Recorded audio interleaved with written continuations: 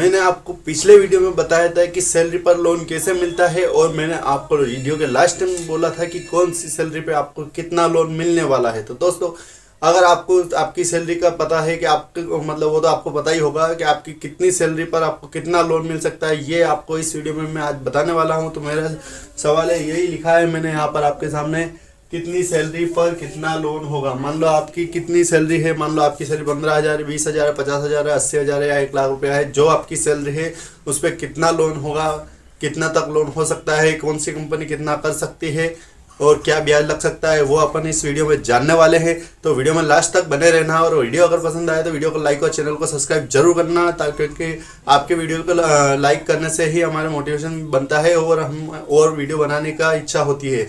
तो वीडियो को लाइक जरूर कर देना, 2 मिनट लगता है। तो वीडियो को शुरू करते हैं।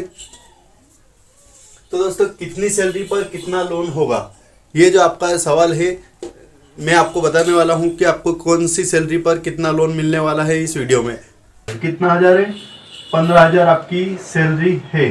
तो 15,000 की सैलरी पर आपको कितनी किस्त तक का लोन मिल सकता है, तो आपको मैं बता देता हूं कि 15,000 का 50% करके निकाल के, 15,000 का 50% निकाल के जो पैसा आपका बचता है, उसमें आधा की जो पैसा जो बचता है, उस पैसे में आपकी जो है किस्त बन सकती है लोन की। मान लो आपका 15,000 का जो है 7,500 रुपये आपका 50% पैसा बचता है 15,000 की सैलरी में। तो 15,000 की सैलरी में जो 7,500 रुपये जो बच रहा है, उस 7,500 पे आपके लोन की किस्त बन सकती है। और 7,500 की लोन की सैलरी बचती है, उस पर आपको कोई भी कंपनी, उसकी कंपनी कितना लोन देगी वो मैं आपको वीडियो के लास्ट में बता दूंगा, ठीक है। उसके बाद मान लीजिए आपकी जो सैलरी है, वो जो सैलरी है यहाँ पर 35,000, क्योंकि सबकी जो सैलरी है ना, सबकी जो सैलरी है वो बराबर नहीं रहती। किसी की सैलरी जो रहती है वो ज़्यादा रहती है, किसी की कम रहती है। मान लीजिए 15,000 की सैलरी है आपकी, तो आपको 50% यानी 7,500 तक की लोन किस्त का लोन बन सकता है।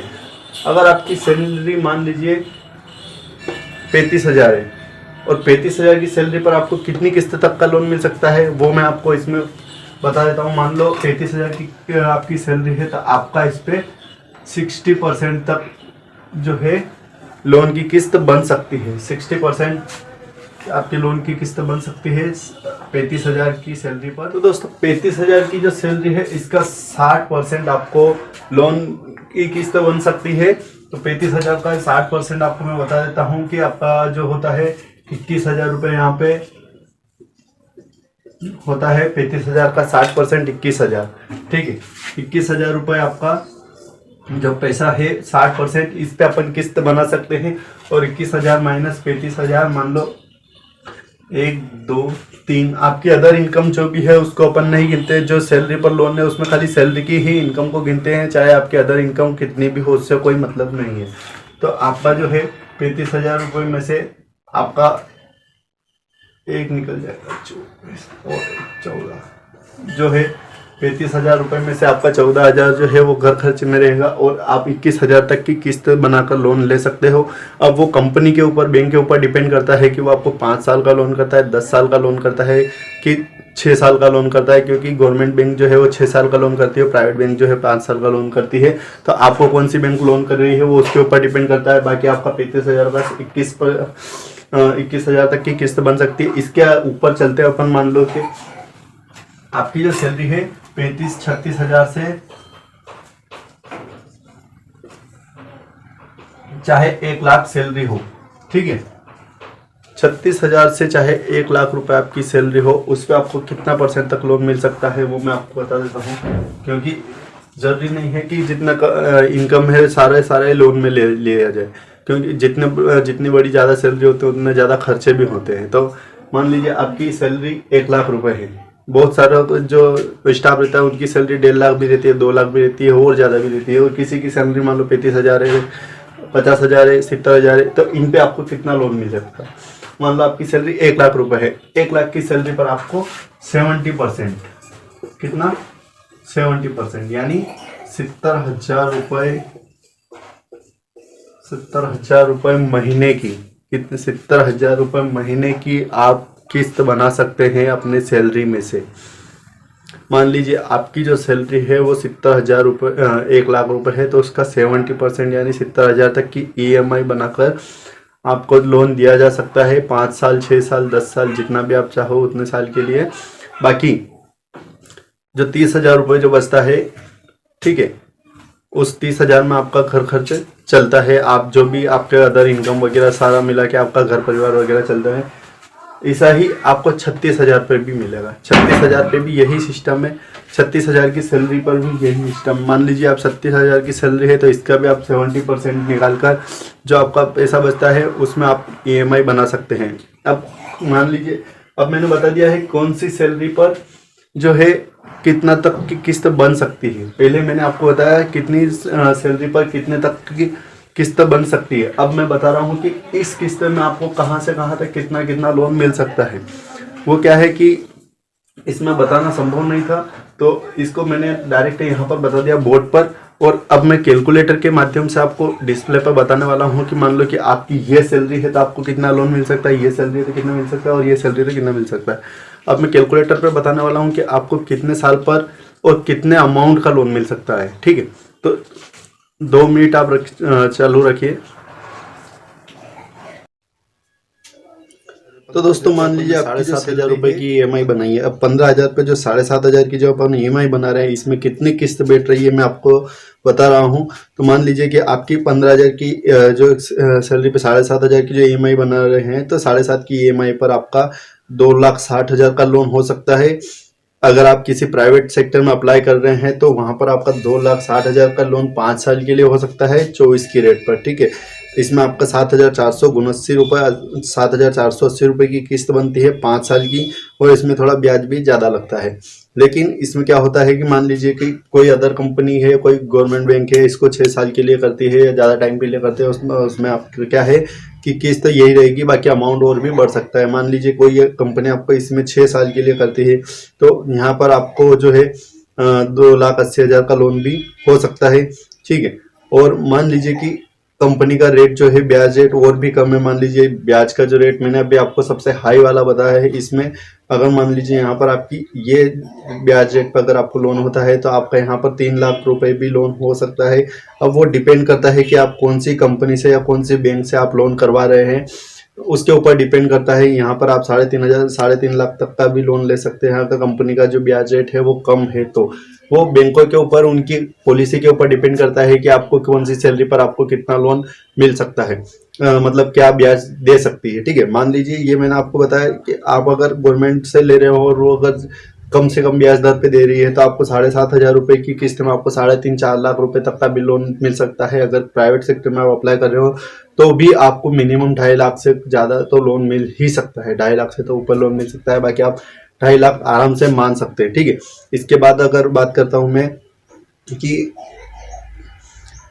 आपकी जो सैलरी है वो है 35,000 पर अपन ने 60,000 निकाला है। 60,000 पर क्या है, 60,000 की आपकी सैलरी, सॉरी 35,000 का 60% अपन ने निकाला है जो 21,000 आया है। 21,000 की EMI पर आपको कितना तक लोन मिल सकता है, तो 21,000 की सैलरी पर मान लीजिए आपको 5 साल के लिए लोन किया जाए तो यहाँ पर आपको कम से कम 7 से 8 लाख रुपए का लोन आराम से मिल सकता है। 5 साल के लिए अपन लोन करते हैं तो 21,000 की सैलरी पर मान लीजिए आपका 16 की रेट पे लोन होता है तो आपको यहाँ पर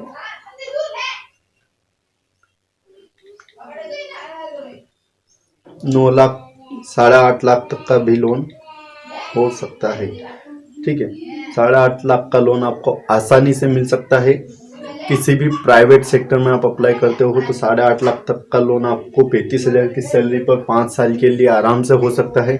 मान लीजिए यहाँ पर ब्याज की जो रेट है और भी कम हो जाती है तो आपको यहाँ पर 10 लाख का लोन भी मिल सकता है। ठीक है, यहाँ पर जो है आपकी ब्याज की जो रेट है और कम हो जाती है तो आपको 10 लाख तक का लोन भी कंपनी दे सकती है, बैंक दे सकती है। और गवर्नमेंट बैंक में अगर आप अप्लाई करते हो तो 6 साल के लिए अगर वो लोन करती है तो आपका आराम से बहुत ही इजीली 35,000 की सैलरी पर आपका 10 लाख का लोन आराम से हो सकता है।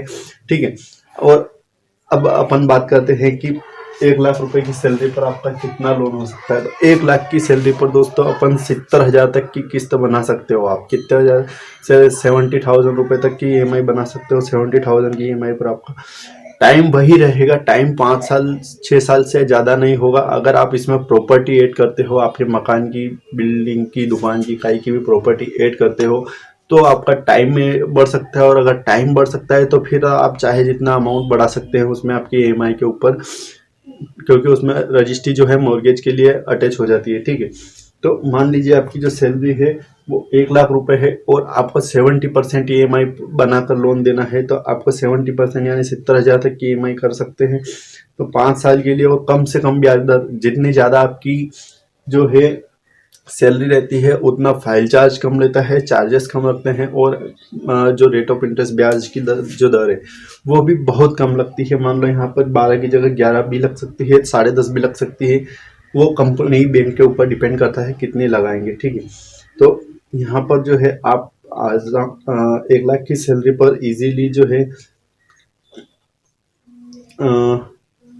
32 लाख तक का लोन ले सकते हैं। ठीक है, आराम से, बहुत ही आराम से। आपको कोई भी प्राइवेट कंपनी, कोई भी प्राइवेट जो बैंक है, गवर्नमेंट बैंक है, गवर्नमेंट तो हालांकि वो भी बहुत ज़्यादा दे सकती है, बाकी प्राइवेट की बात कर रहा हूँ मैं।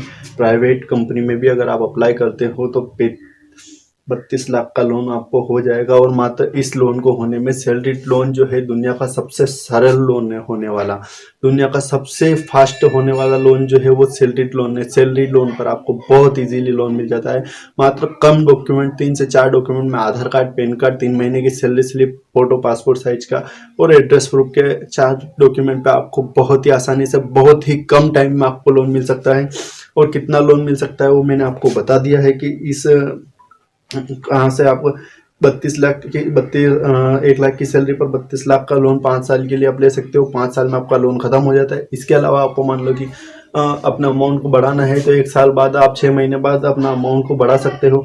तो ये मैंने आपको सारी जानकारी बताई है कि कौन सी सैलरी पर आपको कितना तक का लोन मिल सकता है और कितना आप जो है अपना लोन अप्लाई कर सकते हैं।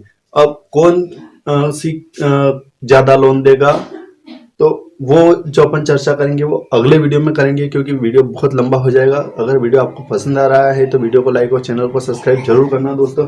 कौन ज़्यादा लोन देगा, गवर्नमेंट या प्राइवेट?